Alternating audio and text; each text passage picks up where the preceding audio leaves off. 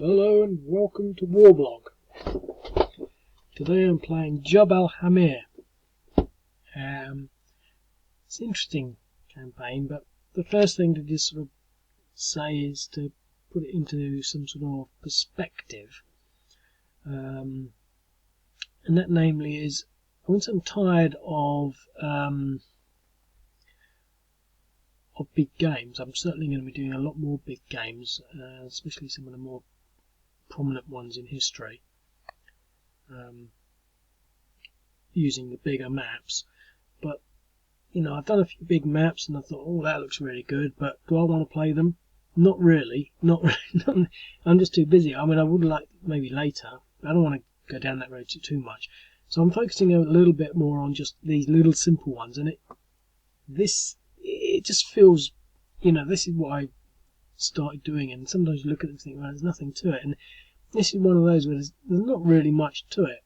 But so I've got to say, why do I like it? Well, I like it because it's simple. I'll be able to play this one, not maybe in 15 minutes, because I'm certainly not going to do it more than a 15-minute blast.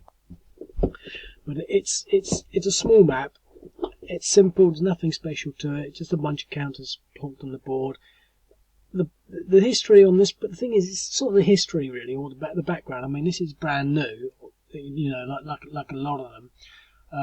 The article states that on the 28th of February, which is a couple of days ago, a coalition of pro-Turkish militant groups known as the Free Syrian Army. Well, this is obviously the way that South Front words things, but the Free Syrian Army launched attacks against what it describes as the US-backed Syrian Democratic Forces. Predominantly Kurdish People's Protection Units, YPG, in the Syrian province of Aleppo. After a firefight, the FSA seized the village of Jubb al-Hamir, which is that one there. Jubb al-Hamir. And they also engaged the FSA units also engaged Kurdish forces in Abu Hay, but failed to capture the village. So they captured Jubb al-Hamir, but they failed to capture Abu Hayaj.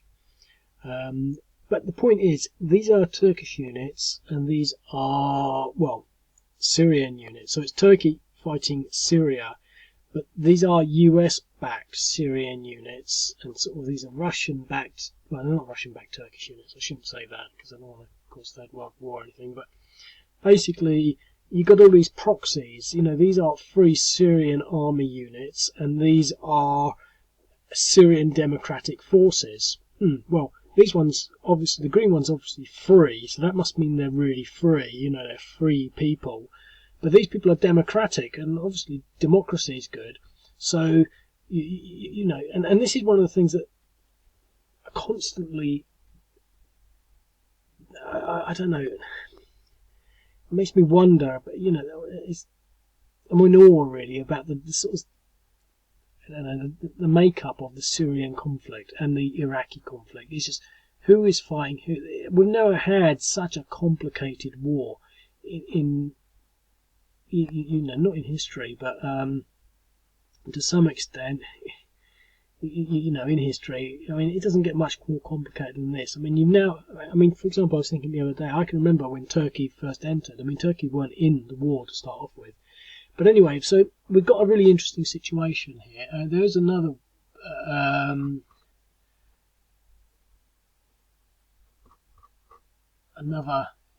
there's this site, al-Mazda News, AMN, standoff in eastern Aleppo as US troops face the Turkish army across the battlefield. So it's saying US troops versus Turkey, US versus NATO. It's just so bizarre, but they're obviously all proxies. But anyway, so they're battling over these two objectives. So I'm going to sort of just get into it. But the thing that I'm sort of maybe coming back to now is, again, it's a small map, but what you'll actually notice on here, if you look carefully, is it's perfectly balanced. They've got exactly the same number of units each, and I did that on purpose. I was thinking, well, should I give the FSA an edge by giving them more units? And I was thinking, well, obviously, because they won this, but they won this and they lost this, so it was actually, it's about as near as you get to a game of chess as anything. And maybe on retrospect, now that I've drawn a map, maybe I should have shifted it across just a little and maybe up a little. And I could have put the pieces like a chessboard. And you could play it like chess, because they're all completely equal, and the terrain is all desert, so it's all open. There's no bonuses for that. There's no fortifications, so it really is a perfectly equal battle, and that's what I'm really not so much excited about, but I'm sort of, you can make so much more out of these little small things. So I think this is going to be a pretty amazing game. More so than maybe some of the other ones, like the Congo one, which is so hugely complex. I'd love to play it, but I don't know. So anyway, I think I made my point. I don't want to bore you too much. So, whose player is it? Green ones. Well, I don't know. I mean, what we've got to do, we've got to take these places out. Where's the artillery? Let's get the artillery somewhere in range. So we should be able to move one more position, still have some movement. 0.3, so we can't move, but we've got some movement. 1, 2, 3, 4. I gave them extra range because the scale's quite small. So we can get the artillery in there now. How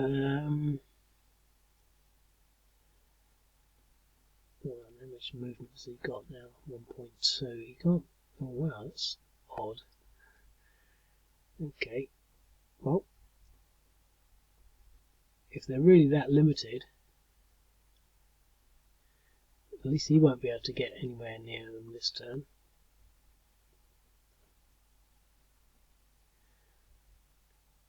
Okay. Which movement has he got now? Movement 0.3.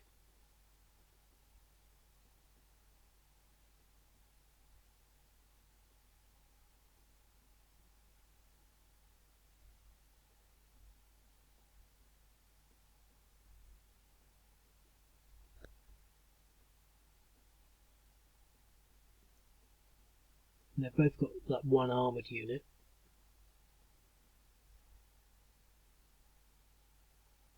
So that's about as much as I can do on the first turn. So I'll fire some artillery in. I've changed the artillery options as well. No effect, 0.8 damage. Okay. Well, let's see what we can do here.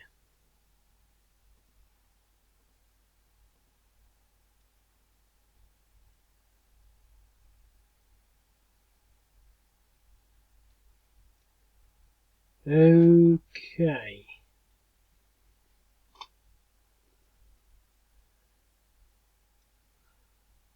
I wonder if it's recording. There's no real way of knowing, really.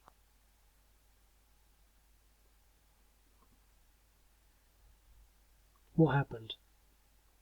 2 to 1, die roll of 11. Completely lost the plot there for a second. Just trying to wonder whether or not the microphone's.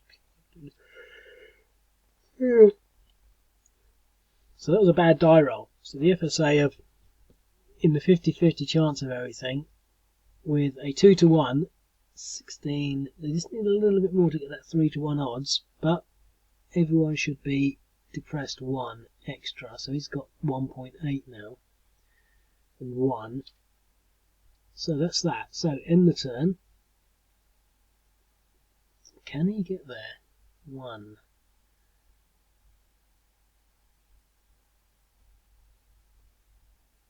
How much movement has he got? Okay, so it's less than 1 to move. 0.3. So he'll be able to do his artillery. 1, 2, 3, 4, 5. I think he's going to go for that stack.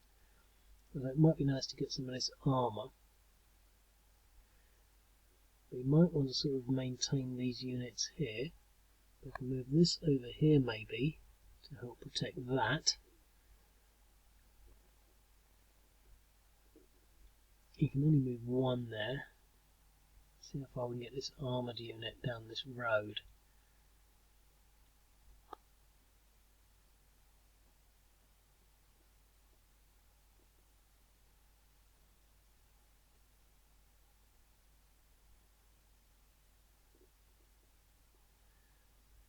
Okay. So what to do? What to do? Do I move these units out here and try and damage this armoured unit?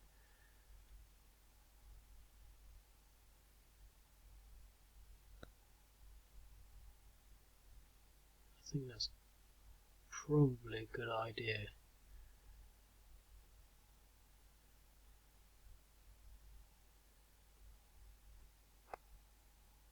Let's get the artillery in there first. 1. Well, that's better than nothing.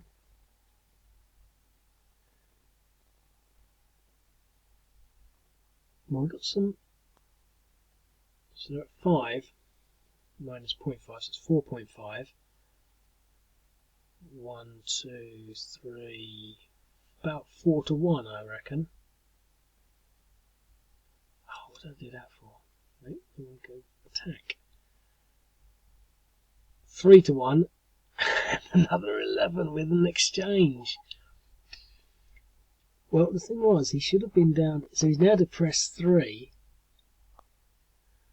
See, this is the fun. The fun is just, you know, entrenched with these simple little games. I don't want to say this, but it might be sort of, you know, just interesting to put lots more that where the forces are almost equal. I was going to say, I'm not going to say that, but I'm saying it, but I'm not going to say it because I'm never going to do just that, just to make games up. But it just seems so sort of. I was on the plane the other day actually, and the bloke next to me was doing a Sudoku game. Book, he had a little book, and I always look down on people like that. I like flying, but I hate sitting next to people. And I had a huge fat woman, breathing problems, on the other side of me, and in the middle. There's too many Sudoku problems. And I thought, I keep saying this, Sudoku is not too much different to this. This just has a deeper theme, and I like to think it's not as puerile, but it's the same thing when it comes down to it. But it interested me to see him doing that, and I was just sort of thinking, it would be really nice if I could get this on a tablet. I could just do this on a plane, you know, one of those sort of puerile things that you do when you don't do too much thinking. Okay, well, we can keep a line across there. I don't think we really need to move the artillery anywhere any further forward, although 1, 2, 3, 4, 5. There is a good chance I can start doing some counter battery fire. That might be interesting. And what do we do here? This is interesting. Move him into there.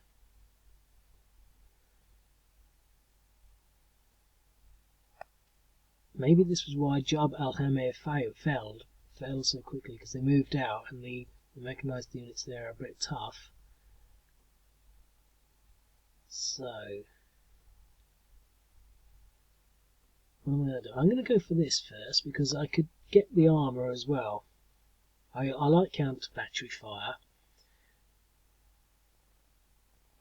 1.6. I did actually change the rules for artillery fire, and you can't get 6s anymore. The maximum you can get is a 3. Anyway, we've got a few seconds left, so I'm going to just basically go for it without doing too much thinking.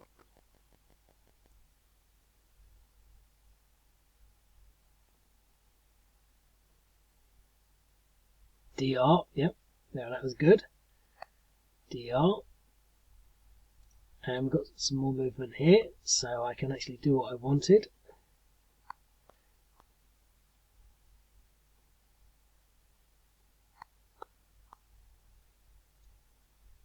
DR, another DR.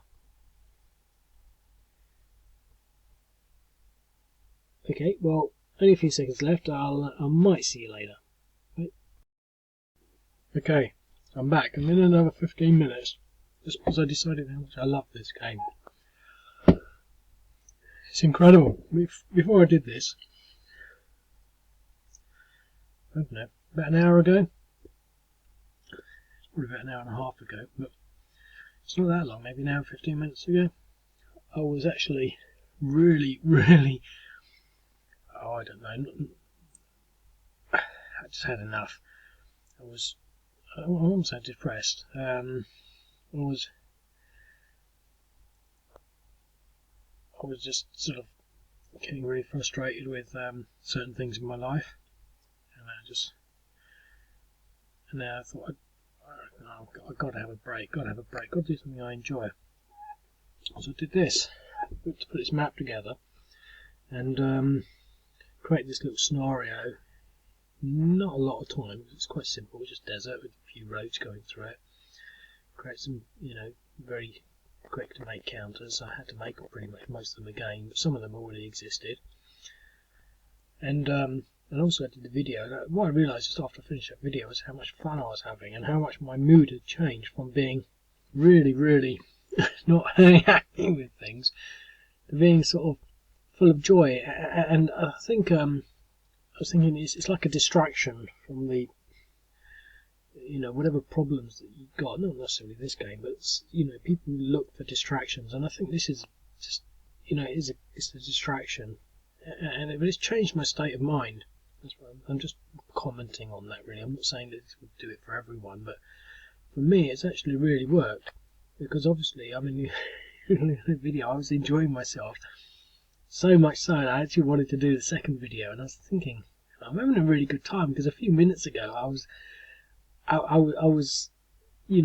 quite prepared to type swear words into my Twitter stream and insult people. I don't have a Twitter stream. I'm talking about analogically, an analogy. I was sort of, if the cat was here, I would have kicked it. I don't have a cat, but you know what I mean. So anyway, much cheered up. And I was thinking, this is such a good line, because although we just lost 2 battles, we pushed this unit back, I think, here. Well, it's interesting actually, because these 2 units were here. One retreated there, one retreated there, which is causing quite a nice line. There was a unit. There were 2 mechanized units there. One retreated there, one retreated there. So the retreat rules are working quite well. But the Free Syrian Army have sort of gained the one that they lost, or the one they didn't get. So again, just to reiterate, it is sort of like a 50-50 game. Now, in theory, I'm not sure, but the person that goes first will probably have an advantage. And I think in chess, the person that goes first has the advantage, or if the white player goes first, they will always have the advantage, because white will always be have a particular orientation against black. I don't know, but they say these things. Chess is so much more a game of understanding what you're doing, whereas in this, I think you could sort of, it's slightly different. It's majorly different, but so getting that first attack in could do some fairly serious damage. So the Free Syrian Army have actually done some serious damage because they've got 2 DRs. Now, if those were sort of equal, we could do the DRs back, but they've actually done some damage on this artillery over here. 1.6. I don't think they have any more movement or anything.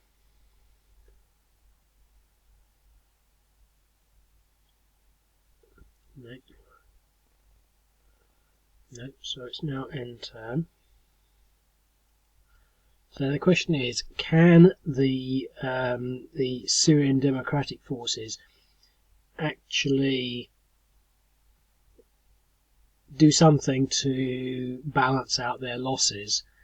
Now we've depressed this armoured unit, so that might be the thing to sort of try and do some more damage against.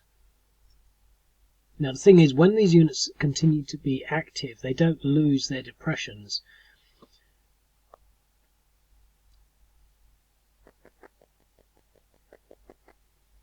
Now the thing is, do I want to commit this armour? Because I'm thinking I might commit this armour down this road and pound this unit. I'm going to move him forward anyway, just to block that.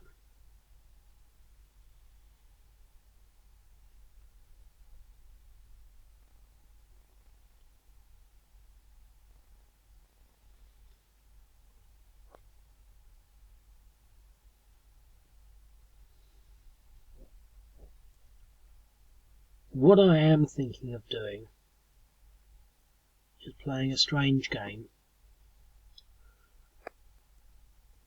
I'm going to commit my armour here. Although he's depressed, I want to do something special with him. How much did that take? So it costs 1.6.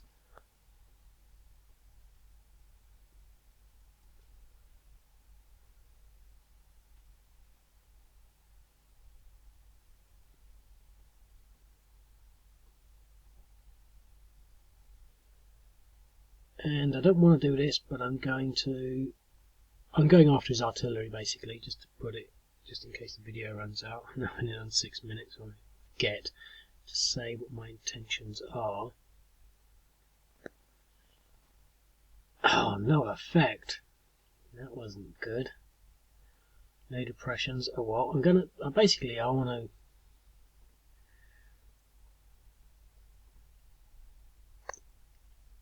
DR.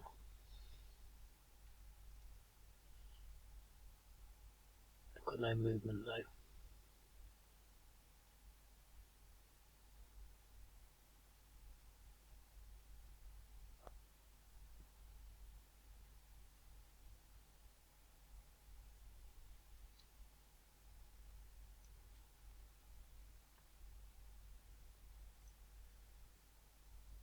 Okay.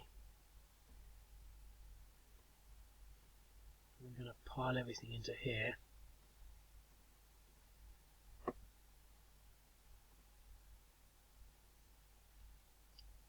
Exchange 3 to 1. I mean, I think that it's fair to say that the yellow player, the Syrian Democratic Forces, are getting bad die rolls,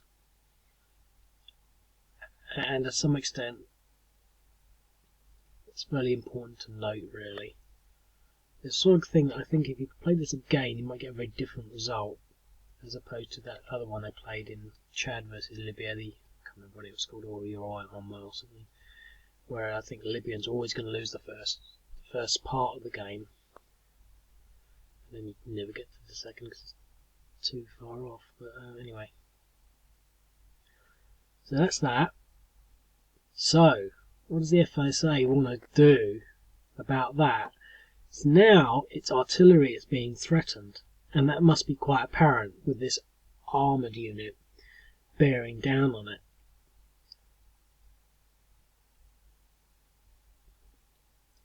So what does he do? That is the conundrum.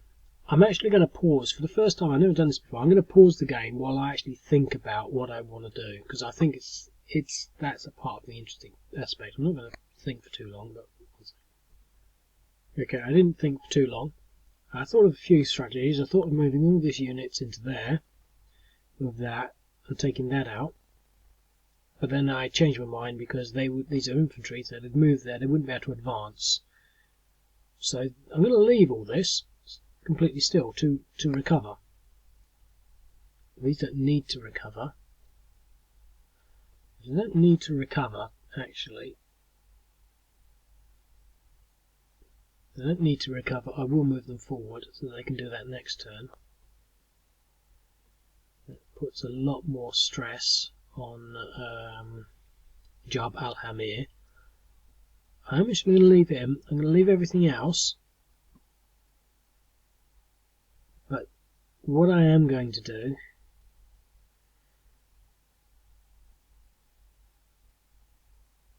Depression 2. I'm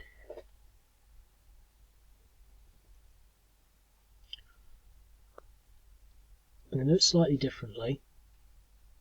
because I want to leave that unit, but I'm putting him, so I'm moving him back one.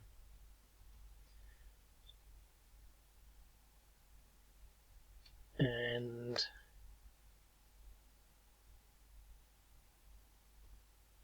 because there's a nice stack, I'm going to fire into it.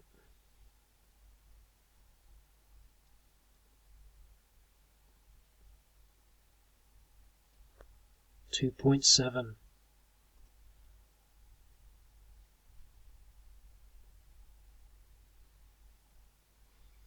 Okay. And this guy. No depression, so he obviously can do something. I think we'll move into there. Okay. Right. Well, I think the Syrian Democratic Forces are certainly down a few pieces. They've probably lost more pawns than the Free Syrian Army.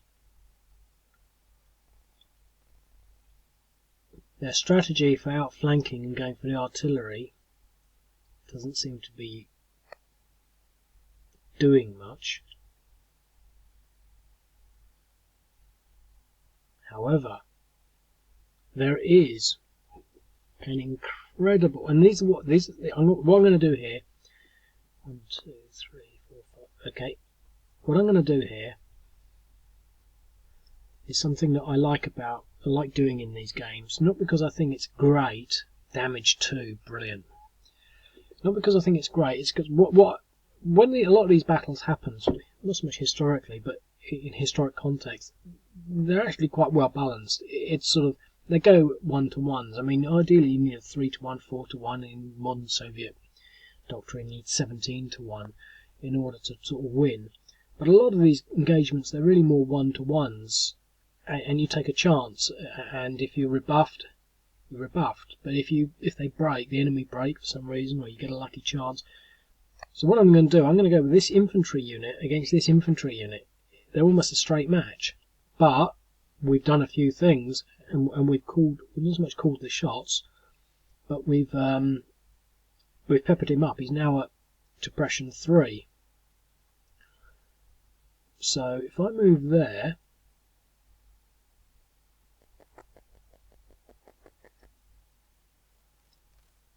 now I've got two ways of doing this, but I've only got a few minutes, and I've only got one choice. I can move him into there and really win, but I'm just going to do it like this. I'll show you what I'm doing. This is a chance. If it doesn't work, I won't be able to show you what I wanted to do, but I'll be able to describe it. Now basically I'm going to go in for that, and it's going to be about a 1-to-1, but I might get a bit more. Yep, let's go for it. 1-to-1. Oh. Well, what I wanted to do was get that win that 1-to-1, have him retreat, and then move in with the tanks onto the armour.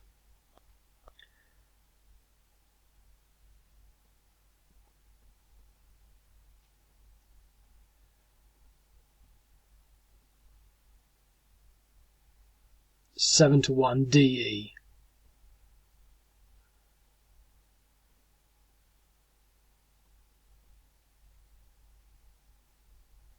Oh, if I'd figured that out first off, but would I've got that DE, I've still got enough movement to do an attack.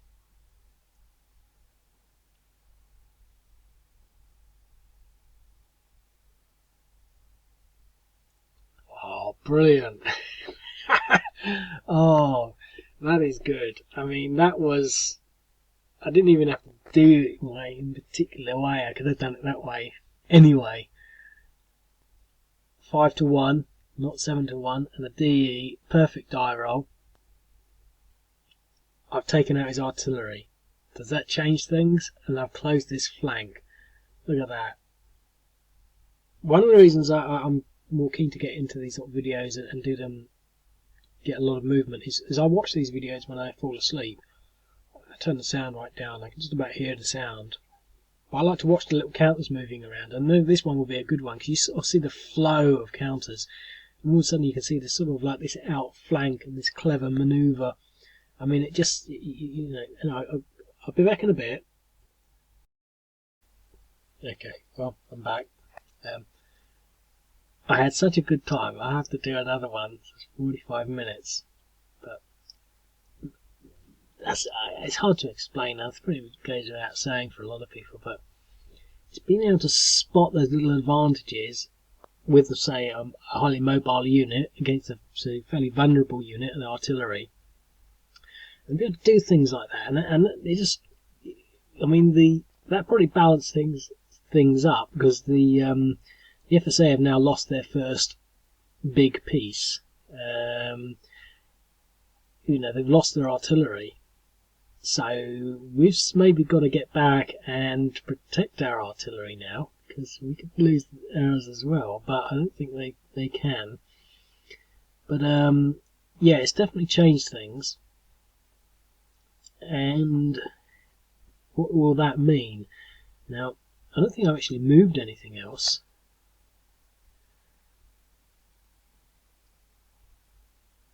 Now I was going to do something here, but that's a big stack. Although it looks big, it's only worth 6. I can get a 1-to-1 against that and do my favourite sort of 1-to-1 gambit, so to speak. Which, I'm sort of thinking that I actually might do, because what we've got in there, we've got 6 in there. So I could get 4, 5, 8, I can get 12. I get 2-to-1. I mean, there are depression things to factor in, but we have 2-to-1 there. We've got 6 there. We could get a 6. We could get a 2-to-1 against that. But I can't do both of them.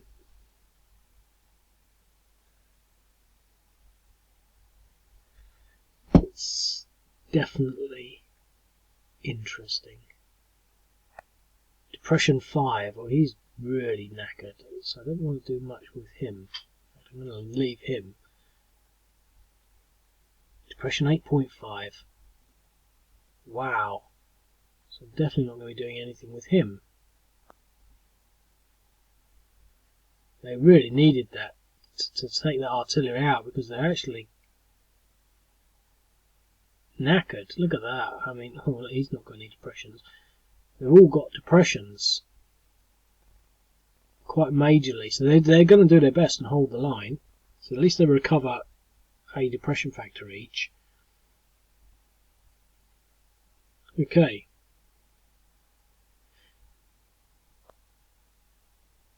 It's ticking over.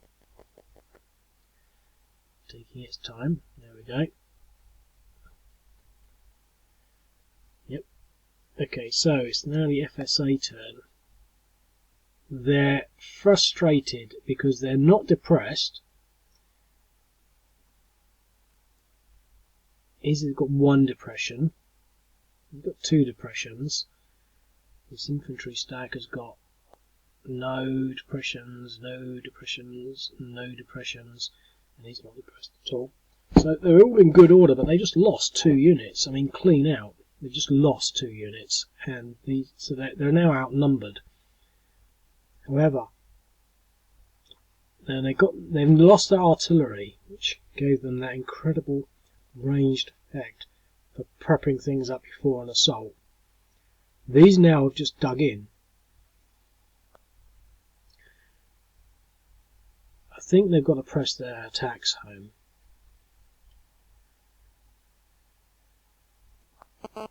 And because this unit, what's that, 7.5? 1. So I'd like to take that one out as well. They're on depressions 4.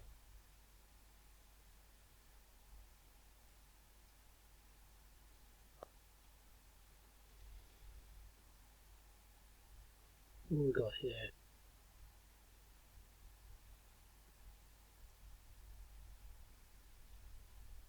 I think I'm going to try and take this out first.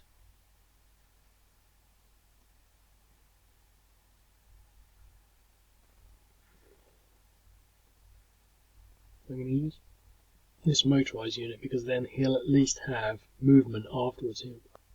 He'll be able to then fight against this stack. When you're in a desert train, you get a lot more bonuses, a lot more advantages, because your units can attack multiple times. Because once you get anything that's sort of a bit stodgy terrain-wise, they can't do that. Like hills and mountains, they can't. You know, it doesn't happen. But anyway, they got 5-1. Bad die roll. That was nice for the the yellow people, because that means they haven't actually lost that unit. So he's retreated to there, which is quite convenient. However, that was only... Oh, no. I did that sort of on purpose. We're sort of almost ignoring this unit. I just pointed to my hand. Also, we're sort of ignoring these units. I'm not sure strategically whether I want to be doing that, but I think tactically I'm going to be taking the advantage here and seeing whether I can get a huge catastrophe against this unit, this stack. I'm not thinking they're the odds, because I'm pretty sure they're going to be good. Let's see. 6-1 DE. Now that was what I was talking about. We've now got the odds a little more evened up, so much so that we can probably now consider detaching 3 units, because we just taken away 3 units there. Or, yeah, I think it was 3. We can almost detach these units and go after that.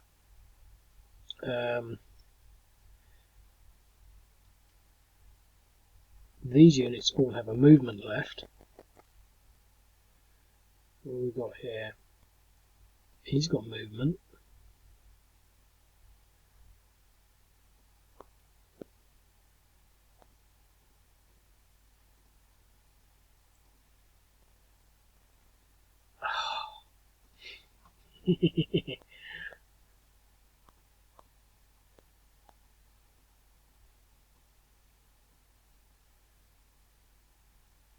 I'm feeling so good.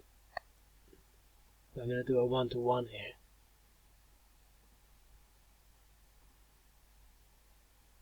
Oh, attack or retreat. 2 depressions. That's what you get when you get excited. Start messing up. Let me just have a think. So he's got a bit of movement.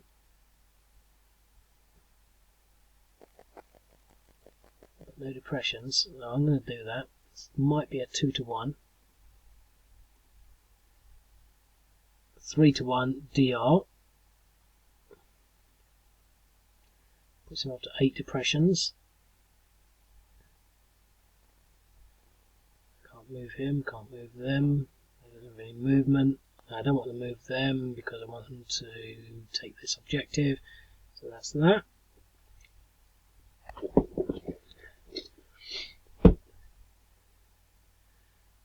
I think this is a perfectly balanced game. It's small enough to play, exciting enough.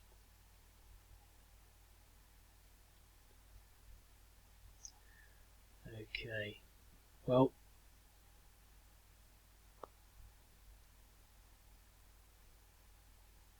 I think they're clearly unhappy about that.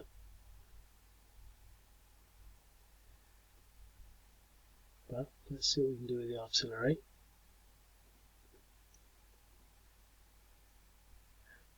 .62. It wasn't completely futile.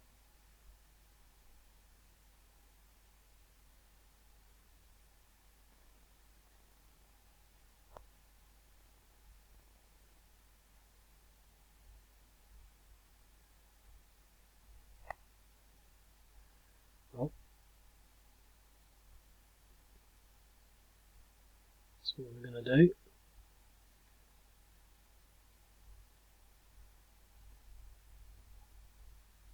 Oh. I just put my I just did a head palm. I put my, that you see that's not Captain Kirk, it's always Ducard, or whatever his name was, doing a face palm. Can you guess what a face palm is for? I'll give you a clue. I'm just not thinking properly now.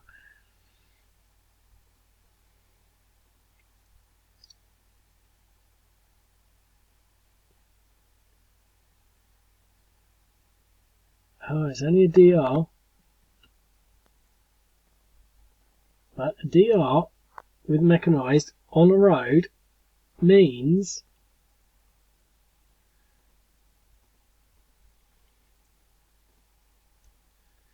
another attack. Another DR. I don't have any movement left now, but he's now at depression 5.6. And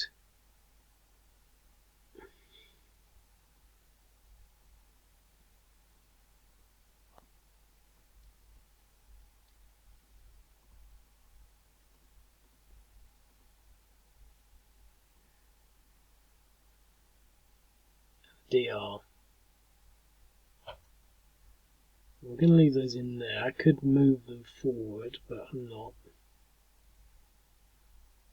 They've now taken... Oh!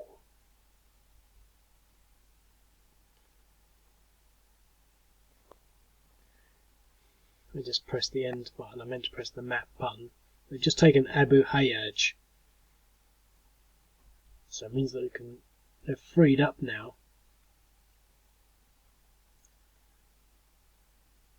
There was a bit of a cheat, because now he's at depression 6. And he will have recovered a little. I mean, it's pretty much game over.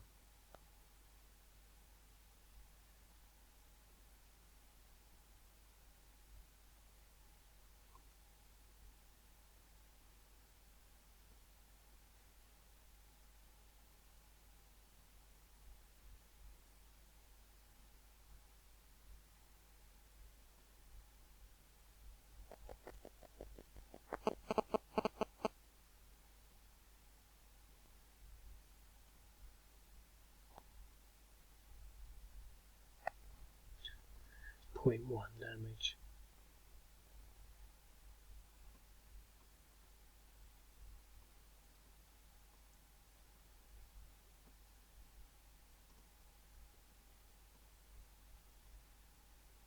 A 1 to 2 and an exchange.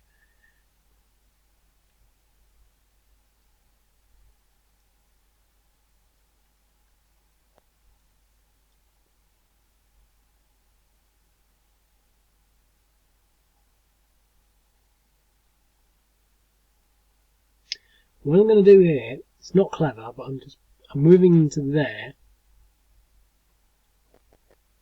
and then I'm going to attack. If I do manage to get him to retreat, which I doubt very much, he won't be able to retreat to there, because it's a zone of control, so he'll have to retreat to one of these. It doesn't make a lot of difference, but I will then be able to, it's going to be about 1 to 3. Gonna have to get a 1 die roll, 7. Exchange not bad, but that's the end of my turn. So you can still move there, still take the artillery. The artillery's moved. It's pretty much them all extinguished.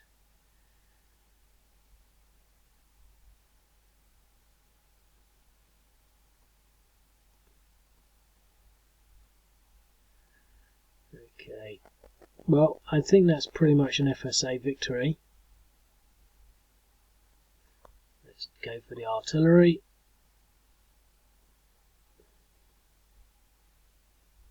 DE. Good job.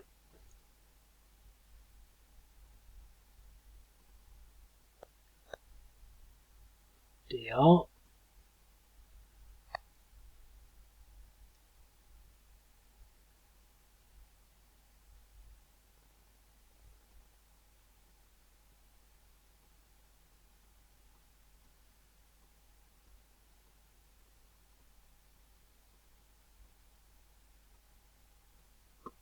So both sides have lost their castles.